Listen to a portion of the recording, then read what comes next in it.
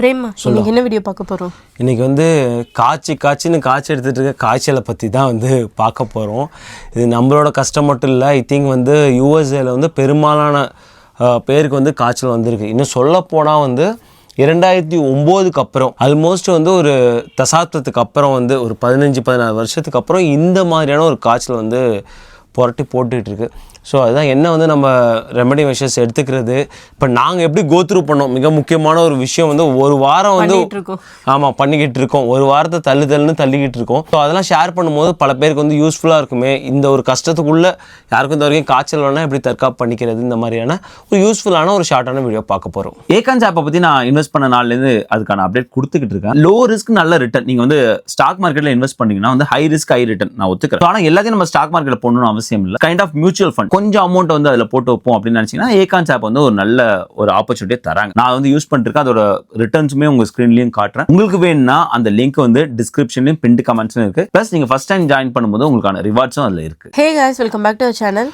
வணக்கம் நண்பர்களே, நான் உங்க பிரேம் பேசுறேன். நான் உங்க ஆர்த்தி பேசுறேன். பிரேம், நம்மளுக்கு வந்து போன வீக்ல இருந்து வந்து நம்ம வீட்ல வந்து இந்த ஃப்ளூ சீசன் ஸ்டார்ட் ஆயிடுச்சுல. ஆமா, நமக்கு வந்து லேட்டா இருக்குமா என்னன்னு தெரியல. ஏன்னா வந்து யூஎஸ்ஏ பொறுத்தவரைக்கும் ஃப்ளூ சீசன்னா என்ன சொல்றாங்கன்னா அக்டோபர் டு மே, அதாவது வந்து இந்த சீசனுக்குள்ள நிறைய ஃப்ளூ இருக்கும். கொஞ்சம் சிக்கான பிரேமா, ஆனால் ரொம்ப இந்த மாதிரிலாம் நம்ம எப்பயுமே சிக்கானது. கரெக்ட். ஏன்னா இதுதான் வந்து ரொம்ப வந்து பீக்கில் இருக்கக்கூடிய சீசன். எப்பயுமே எடுத்துக்கிட்டாலுமே வந்து ஃபால்லேருந்து இந்த வின்டர் போயிட்டு வின்டர் பீக்காக இருக்கும்போது தான் ஃப்ளூவும் பீக்காக இருக்கும். இல்லை, ஸ்ப்ரிங்கில் கூட சம்டைம்ஸ் அந்த மாதிரி சிக்காவோ. ஏன்னா நம்மளுக்கு அந்த வின்டர் பீரியட் முடிஞ்சு அந்த ஸ்ப்ரிங் ஸ்டார்ட் ஆகும்போது ஒரு ஃப்ளூ வரும். அது ரொம்ப காமனாக அந்த டைமில் வரும். பட் ஆனால் இந்த மாதிரி ஒரு ஃபீவர் சீசன் வந்து நான் கோத்ரூ பண்ணதே இல்லை. ரொம்ப வஸ்ட்டாக போச்சு. எப்பயுமே வந்து உனக்கு வந்து வின்டர் தான் உனக்கு வந்து பீக்கு. எப்பயுமே ஜனவரி பிப்ரவரி தான் வந்து ஃப்ளூ வந்து ரொம்ப பீக்காக இருக்கும். அது வந்து பொங்கலும் தூக்கமும் மாதிரி கோல்டையும் அந்த ஃப்ளூவையும் பிரிக்க முடியாது. கரெக்டாக வந்து ஜனவரி வந்து கோல்டு ஏர் ப்ளஸ் ட்ரையாக இருக்கும் கிளைமேட்டு. ஸோ அது வந்து ரொம்பவே பிடிக்கும் இன்ஃப்ளூயன்ஸா ஃப்ளூக்கு. ஸோ அந்த நேரத்தில் தான் பீக்காக இருக்கும். இப்போ பிப்ரவரி வந்து நிறைய பேருக்கு வந்திருக்கு. ஸோ அதுதான் நம்மளும் மாட்டிக்கிட்டோம். கடைசி வீக்கு எப்போ வந்தது, புதன்கிழமையிலேருந்து வந்துச்சா, வெனஸ்டே நைட்டு ஸ்டார்ட் ஆகிடுச்சு. ஆமாம், நம்ம ஏன்னா வந்து அந்த வீக்கெண்ட் வந்து பிளான் பண்ணியிருந்தோம். ஃப்ரைடே வந்து மேரிலேண்ட் பிளான் பண்ணியிருந்தோம். சாட்டர்டே வந்து மேரிலேண்ட் முருகன் டெம்பிளில் ஒரு மிகப்பெரிய தைப்பூச திருவிழா இருந்தது. சரி, அதை வருஷம் அட்டெண்ட் பண்ணுவோம். அது வந்து நிறைய பேர் கேட்டிருந்தாங்க பிரேமா இன்ஸ்டாகிராம்லலாம் கூட. ஏன்னா அது லாங் வீக்கெண்டாக இருந்ததுனால நிறைய பேர் அந்த டைம் வந்து பிளான் பண்ணி வந்துருந்துருக்காங்க போல் வெளியூர்லேருந்து. ஸோ எனக்கு ஒரு 10 பேர் கிட்ட தான் மெசேஜ் பண்ணியிருந்தாங்க, இந்த மாதிரி நாங்கள் எக்ஸ்பெக்ட் பண்ணோம் நீங்களும் கண்டிப்பாக இங்கே வருவீங்கன்னு. ஏன்னா நீங்கள் சஷ்டிக்கு வந்திருந்தீங்க, தைப்பூசத்துக்கும் வருவீங்கன்னு நினச்சிருந்தோம், உங்களை மீட் பண்ணலான்னு. நான் கோயிலில் தான் இருக்கேன், நீங்கள் வந்திருக்கீங்களா அப்படிலாம் கேட்டாங்க.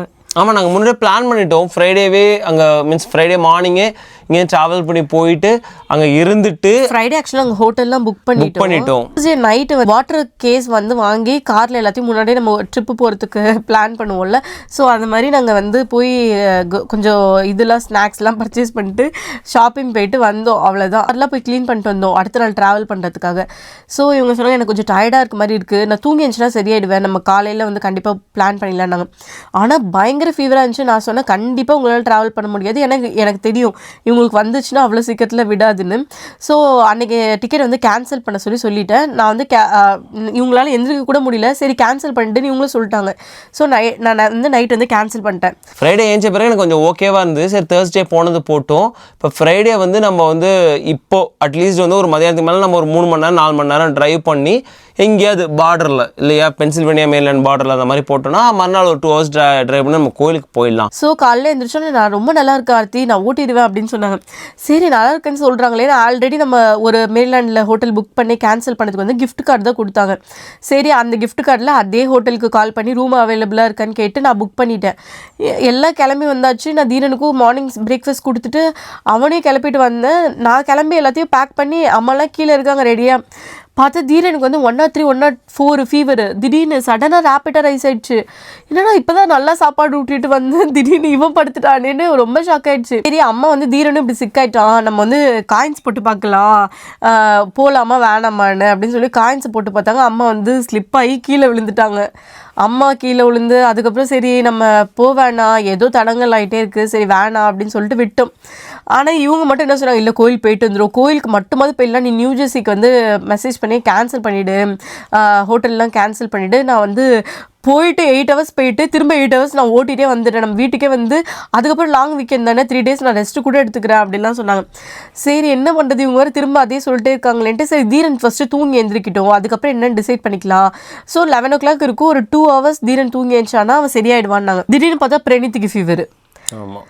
ஸோ கண்டிப்பாக இது ஒர்க் அவுட்டே ஆகாதுன்னு சொல்லிட்டு அவங்கக்கிட்ட ஃபோன் பண்ணி இந்த மாதிரி அவங்கக்கிட்ட கால் பண்ண முடியல, கஸ்டமர் சர்வீஸ்க்கு சேட் பண்ணி எங்கள் வீட்டில் எல்லாருக்கும் ரொம்ப சிக்காயிட்டோம், ஸோ கண்டிப்பாக எங்களால் இந்த ட்ரிப் பிளான் பண்ண முடியாது, ஸோ நீங்கள் வந்து ஹோட்டல்லாம் வந்து கேன்சல் பண்ணிவிடுங்க அப்படின்னு சொல்லி மேர்லாண்டுக்கு ஃபஸ்ட்டு கேன்சல் பண்ணோம். பிரணீத்துக்கு வந்து அன்றைக்கி நைட்டு வந்து பயங்கரமாக வந்து ஃபீவர் வந்துச்சு. அவளுக்கு ஃபீவர்னால் 104 105 நைட்டு ஃபுல்லாக நான் வந்து துணி வச்சு அப்படியே ரேப் பண்ணியே வச்சுருந்தேன். ரொம்ப ரொம்ப ஒஸ்ட்டான டேஸ் என்னோடய லைஃப்பில். அப்படியே ஒரு மாதிரி வீடே அப்படி ரொம்ப சிக்காக அந்த மாதிரி இருந்தது. ஃபஸ்ட்டு குழந்தைங்களுக்கு வந்தது, இவங்களுக்கு வந்தது, அப்புறம் குழந்தைங்களுக்கு வந்தது, அப்புறம் அம்மாவுக்கு வந்தது, அப்புறம் எனக்கு வந்து. ஸோ அப்படியே வீடு ஃபுல்லாக அப்பாவை தவிர பாக்கி எல்லாருக்கும் வந்து பயங்கரமாக மாற்றி மாற்றி அடிச்சுது. அப்பா வந்து திரும்ப இன்னைக்கு அப்பா வந்து எனக்கு ஃபீவர் வர மாதிரி ஆயிடுச்சு அப்படின்னு சொல்லி அப்பா இன்னைக்கு சிக்காயிட்டாங்க. ஆமாம். ஸோ அன்றைக்கி வந்து முருகன் கோயிலுக்கு போக முடியாமல் இப்படி தடங்கள் போயிட்டே இருந்தது. கடைசியில் பார்த்தா ஏதோ ஒரு நல்ல விஷயத்துக்காக தான் அந்த தடங்கள் ஆயிருக்கு அப்படின்னு நினைக்கிறேன். ஏன்னா வந்து நம்ம சப்போஸ் கண்மூடித்தனமாக அன்றைக்கி வெளில ஓட்டிடலான்னு போயிருந்தேன்னா அன்றைக்கி பயங்கர ஸ்னோ மட்டும் இல்லை, அன்றைக்கி நைட்டு பிரணீத்துக்கு வந்து ஃபீவரு, அந்த ஹோட்டலில் நம்ம வந்து அந்த கோல்டு ஏரு அதெல்லாம் பட்டுச்சுன்னா இன்னும் ரொம்ப சிக்காக இருந்திருக்கும். நாங்கள் கண்டிப்பாக எமர்ஜென்சி தான் போயிருந்துருக்கணும். ஏன்னா ட்ராவலில் நம்ம வீட்டு ஃபுட்டு எதுவுமே கொடுக்க முடியாது, ரொம்ப ஒஸ்டனாக இருந்திருக்கும். நான் ஏதோ என்னால் ப்ரிடிக்ட் பண்ண முடிஞ்சது, கண்டிப்பாக குழந்தைங்களுக்கு உடம்பு சரியில்லைனா கண்டிப்பாக நம்ம போகவே முடியாது, கோயிலுக்கு மட்டும்னாலும் கூட நம்மளால் போக முடியாது அப்படின்ற மாதிரி ஒரு தாட் சொல்லிட்டே இருந்துச்சு. ஏன்னா நம்ம வேறு எங்கேயோ போய் அன்றைக்கி கண்டிப்பாக பயங்கரமாக லாக் ஆகிருந்துருப்போம். எப்படி ஒரு சின்ன சின்ன விஷயமா வந்து எங்களை அவ்வளோ தூரம் தடுச்சிச்சுன்னே தெரியல. ஏன்னா வந்து அது வரைக்கும் கொஞ்சம் ஸ்லோ டவுனாக போயிட்டு இந்த மாதிரி தான் இருந்தது. சடனாக பார்த்தீங்கன்னா எல்லாருக்கும் வந்து 104 105 அந்த மாதிரிலாம் பயங்கரமாக இருந்துச்சு அந்த டைம்லாம். ஆமாம். ஸோ மறுநாள் வந்து பார்த்திங்கன்னா வந்து நான் அதுக்கப்புறம் தான் அந்த ரூட்டை போட்டு பார்த்தா எங்கே பார்த்தாலும் நிறைய ரோட் க்ளோஸ்டு, ஐசி ரோட்ஸு. ஏன்னா நாங்கள் வந்து இங்கேருந்து வந்து மேர்லாண்ட் போனால் வந்து அப்பலாச்சியன் மலைத்துக்கெல்லாம் தாண்டி தான் போய் ஆகணும். ஸோ நிறையா மலையில் ஏறி இறங்கும் போது அந்த ஐசி ரோட்ஸில் சான்ஸே கிடையாது. சரி அப்போ தான் நான் யோசிச்சு பார்த்தேன், ஒரு வேளை நம்ம ரொம்ப அவசரப்பட்டு முடிவெடுக்கிறோம் தான் இந்த மாதிரி தடங்கள், ஏன்னா ரொம்ப தடங்கள் வந்துகிட்டே இருந்துச்சு. இவங்க அம்மா கீழே விழுகிறாங்க, பிரணீத்துக்கு திடீர்னு உடம்பு சரியில்லை.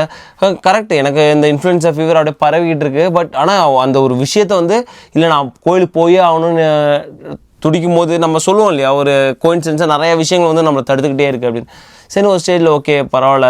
அதுக்கப்புறம் ஆக்சுவலாக அது கூட ரொம்ப நல்லது தான். ஏன்னா நாங்கள் காயின்ஸ் நான் வீட்டுக்கு வந்து நான் வேறு தனியாக போட்டு பார்த்தேன், வேணான்ற மாதிரி தான் வந்துச்சு. இதுலலாம் நம்பிக்கை இல்லை, பட் ஆனால் ஏதோ ஒரு விஷயம் வந்து அப்படியே பிரேக் பண்ணிட்டே இருந்துச்சு.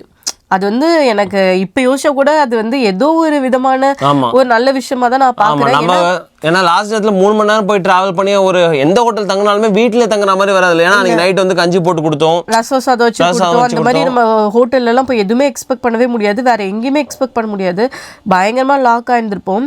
ஸோ நான் வந்து ஃபஸ்ட்டே ப்ரிடிக்ட் பண்ணது அதுதான், நம்ம பணம் போனால் கூட பரவாயில்ல, வேறு எதுவும் அன்றைக்கி நாங்கள் போயிருந்தோம்னா கண்டிப்பாக அன்றைக்கி எமர்ஜென்சிக்கு போய் பயங்கரமாக எங்களுக்கு செலவாயிருந்திருக்கும்.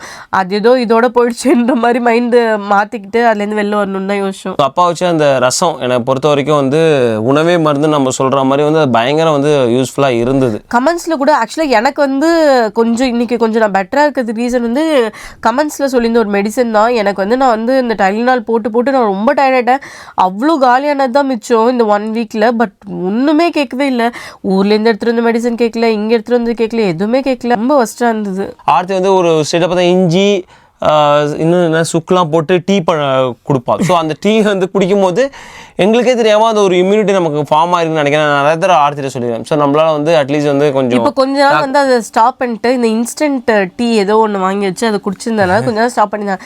இவங்க சொல்லிட்டே இருந்தாங்க, எனக்கு வந்து ரீசன் வந்து நான் வந்து கொஞ்ச நாளாக வந்து டீ குடிக்கல அப்படி சொல்லிட்டே இருந்தீங்களே. வள்ளுவரே இதை சொல்லியிருக்காரு, மருந்துங்கிற அதிகாரத்திலே சொல்லியிருக்காரு. மருந்தென வேண்டாவான் யாக்கைக்கு அருந்தியது அற்றது போற்றி உணின் அப்படின்னு ஒன்று சொல்லியிருக்காரு. அது என்னன்னா வந்து ரொம்ப சிம்பிள். நீ வந்து உன் உடம்புக்கு எதுவுமே வராது, எப்போ உன் உடம்பு செரிமானம் ஆன பிறகு நீ சாப்பிட்றியோ அப்போ உனக்கு பிரச்சனையே கிடையாது அப்படின்னு 2 விஷயம் இதில் வள்ளுவர் சொல்லியிருக்காரு. ஒன்று வந்து செரித்த உணவு நீ சாப்பிட்ணும் அப்படின்னு, இன்னொன்று செரித்த பின் தான் நீ அடுத்த சாப்பாடு சாப்பிட்ணும் அப்படின்னு. இன்றைக்கி 2த்தையும் நம்ம நிறைய விடுறோம்.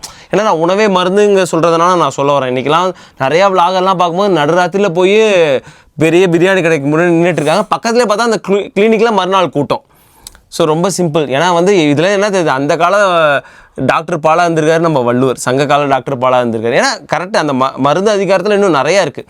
நோய் நாடி நோய் முதல் நாடி அந்த ஒரு குரலுமே இருக்குது இல்லையா? ஸோ அதனால் நான் என்ன சொல்கிறேன்னா, நிறைய விஷயங்களுக்கு ஏதோ ஒரு காரணமாக இருக்கிறது வந்து இங்கே சாப்பாடு, ரைட்? ஸோ அதை வந்து கரெக்டாக வந்து நம்மளோட நாட்டு உணவுகளை நிறைய எடுத்துக்கணும் அப்படின்னு நான் ஃபீல் பண்ணது. இது வந்து அந்த உண்மையாகவே அந்த ரசம் நிறைய பேர் நம்ம சொன்னது, அதாவது நம்ம கமெண்ட்ஸில் படித்து பார்த்திங்கனாலும் நிறைய பேர் வந்து இந்த உணவே மருந்து தான் சொல்லியிருப்பாங்க. வந்து வெத்தலை, இஞ்சி, ஜீரகம், ஓமம் எல்லா ஐட்டமும் இருக்கிற என்னென்ன ஐட்டம் இருக்கோ எல்லாத்தையும் போட்டு கொதிக்க வச்சு குடிச்சிட்டே தான் கிடந்தோம். ஆமாம், இல்லை உண்மையாகவே நான் வந்து டேக்குள் நைக்குள் எல்லாமே டைலினால் எல்லாமே யூஸ் பண்ணோம். எனக்கு வந்து ஃபீலிங்கே ஒன்றுமே எல்லா கிட்ஸுக்கெலாம் வந்து நாக்குலலாம் புண்ணு வெந்து போய் புண்ணே வந்துருச்சு. ஏன்னா அந்தளவுக்கு 4 hours ஒன்ஸ் வந்து நம்ம ஃபீவர் மெடிசன்லாம் கொடுத்து நாக்குலாம் புண்ணு வந்துருச்சு. ரொம்ப டஃப்பாக இருந்தது. ஆமாம், இப்போதான் ஆக்சுவலாக கொஞ்சம் எனக்கு ஓகேவா இருக்குது. ஆமாம், எனக்கு எப்போ ஓகேவா ஃபீல் பண்ணேன்னா, நான் சொன்ன மாதிரி வந்து அவங்க அப்பா வச்ச ரசம் எனக்கு வந்து நல்ல எஃபெக்டாக இருந்துச்சு. ரசத்தை அப்படியே நான் வந்து சூடு பண்ணி இன்னும் பெப்பர் நிறையா போட்டு வந்து நான் குடித்தேன். அது தொண்டைக்கும் சரி கோல்டுக்குமே எனக்கு வந்து அந்த ஃபீல் பண்ண முடிஞ்சுது. ப்ளஸ் ஊர்லேருந்து அந்த ஒரு பச்சை மருந்து வாங்கிட்டு வந்தாங்க, அது வந்து ஆவி பிடிக்கிறதுக்கு, அது செம்ம எஃபெக்டாக இருந்தது. ஆமாம், ஆக்சுவலாக அது வந்து நான் சும்மா எனக்கு நான் இந்த மாதிரி கோல்டு வரும்போதெல்லாம் ஊரில் சின்ன வயசில் இதெல்லாம் பிடிப்பாங்க. ஸோ அது இப்போ தான் திடீர்னு ஞாபகம் வந்துச்சு. சரி அதில் ஒரு 2 இதை வாங்கி வச்சுட்டு போவோம், ஏதாவது யூஸ் ஆகுமேன்னு எடுத்துகிட்டு இருந்தேன். அது யூஸ் ஆகல. ஆனால் இந்த 1 வீக்காக அது ட்வைஸ் நாங்கள் ஃபாலோ பண்ணோம். ஆக்சுவலாக அதை ஃபாலோ பண்ணும்போது திரும்ப நல்லா இருக்க மாதிரி இருக்கும். திரும்ப ஈவினிங் ஆனால் பயங்கர ஃபீவர். இல்லை, எனக்கு 2 நாள் நான் ட்ரை பண்ணேன். 2 நாளுமே வந்து எனக்கு ஃபீவர் எனக்கு ஆச்சரியமாக இருந்தது. அது நான் போட்டோன்னு அது நான் ஆவி பிடிச்சோன்னா நல்லா வேர்த்து விட்டுருச்சு, நல்லா க்ளீனானது. அன்றைக்கி நைட்டு திரும்ப கொஞ்சம் ஃபீவர் இருந்துச்சு. மறுநாள் பிடிச்சோன்னா அது ஃபீவர் எனக்கு வந்து நல்ல இது மாற்றம் தெரிஞ்சுது. ஸோ அதனால் சொல்கிறேன், இங்கிலீஷ் மருந்து எடுத்துக்கிறது தவறுன்னு நான் சொல்ல. ப்ளஸ் இந்த மாதிரியுமே வந்து நீங்கள் ட்ரை பண்ணும்போது எல்லாமே ஆமாம் நல்லா ஒர்க் அவுட் ஆகும். ஸ்டீமும் சரி, அந்த உணவுலேயே வந்து எடுத்துக்கிறது அதுவும் சரி.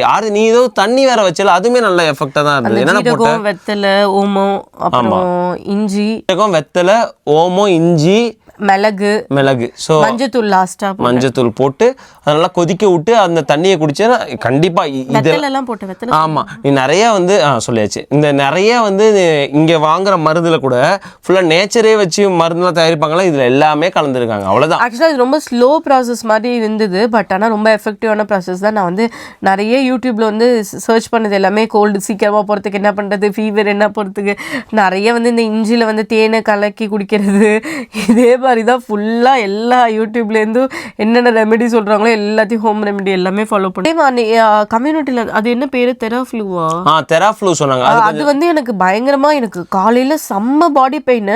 சரி வேறு என்ன தான் பண்ணலான்னு பார்க்கும்போது கம்யூனிட்டியில் வந்து இவங்க 2 நாளைக்கு முன்னாடி போஸ்ட் பண்ணியிருந்தாங்க. அதில் வந்து இந்த பேர் கொடுத்தாங்க. சரி இதை டிஃப்ரெண்ட்டாக இதை ட்ரை பண்ணி பார்க்கலாம் அப்படின்னு சொல்லிட்டு மார்னிங் தான் அதை வாங்கி ஹாட் வாட்டரில் மிக்ஸ் பண்ணி குடிக்கிறது போல். அதை குடிச்சோன்னே இந்த பாடி பெயின்லாம் பயங்கரமாக ரிலீஃப் ஆச்சு. அப்போ படான்னு ஆச்சு. இப்போ தான் கொஞ்சம் ஏன்னா 2 வாட்டி குடித்தேன். மார்னிங் ஒரு வாட்டி குடித்தேன், இப்போ நைட்டு ஒரு வாட்டி அந்த நைட் டைம் குடிக்கிறதும் குடித்தேன். சுக்குமல்லி காஃபியுமே இருந்தது ஊரில், அதுவுமே சூப்பராக வந்து ஒர்க் அவுட் ஆகுது. ஊர்லேருந்து வரும்போது தயவு செஞ்சு அதெல்லாம் எடுத்துகிட்டு வந்துருங்க.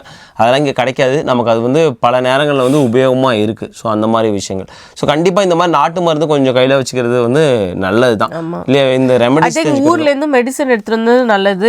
இந்த ஊர்லேருந்து எடுத்துகிட்டு வந்த இந்த கோல்டுக்கு அப்புறம் ஃபீவருக்கு அதெல்லாம் வந்து லைக் கேட்டுச்சு. ஏன்னா நான் வந்து எனக்கு தெரியல அதெல்லாம் நான் வந்து அது யூஸே பண்ணவே இல்லை. நான் வந்து ஃபஸ்ட்டு ஒரு 3 days வந்து நான் இங்கே உள்ள மெடிசன் மட்டும் தான் யூஸ் பண்ணிட்டே இருந்தோம். ஏன்னா இங்கே டக்குன்னு ஏதாவது ஒன்றுனா வச்சுருப்போம்ல. ஸோ அதுலேருந்து தான் நான் எடுத்துகிட்டு இருந்தேன். அப்புறம் ஊரில் அதை ட்ரை பண்ணலாமே, இது எதுவுமே கேட்கலேன்னு அதை ட்ரை பண்ணும்போது கொஞ்சம் கம்மியாச்சு. பட் ஆனால் இது ஃப்ளூ சீசன்றதுனால திரும்ப எப்படியோ வந்து ஒருத்தவங்க இப்போ நான் தீரனை கண்டிப்பாக நான் தான் தூங்க வைக்கணும். ஸோ அவன் க்ளோஸ் பையில் இருக்கும்போது அவனுக்கு ஃபீவர் ரெடியூஸ் ஆகும்போது அது எனக்கு வந்துடும். ஈவன் தான் நான் இந்தியா மெடிசன் எடுத்தால் கூட அவனுக்கு அந்த மெடிசன்லாம் இல்லை, நம்ம இங்கே கொடுக்கறத கொடுக்க முடியும். ஸோ அவன்கிட்டேருந்து எனக்கு ஸ்ப்ரெட் ஆகிடும். திரும்ப எனக்கு ஃபீவர் அதிகமாகிடுச்சு. ஸோ இதை மாதிரி தான் வந்து இவ்வளோ நாள் எங்களுக்கு கேரி ஆகிட்டு இருந்தது. ஆமாம், நீங்கள் ஊர்லேருந்து மெடிசன் எடுத்துக்கும்போது கண்டிப்பாக வந்து ப்ரிஸ்கிரிப்ஷன் வச்சு எடுத்துருவாங்க. அது ரொம்ப முக்கியம்.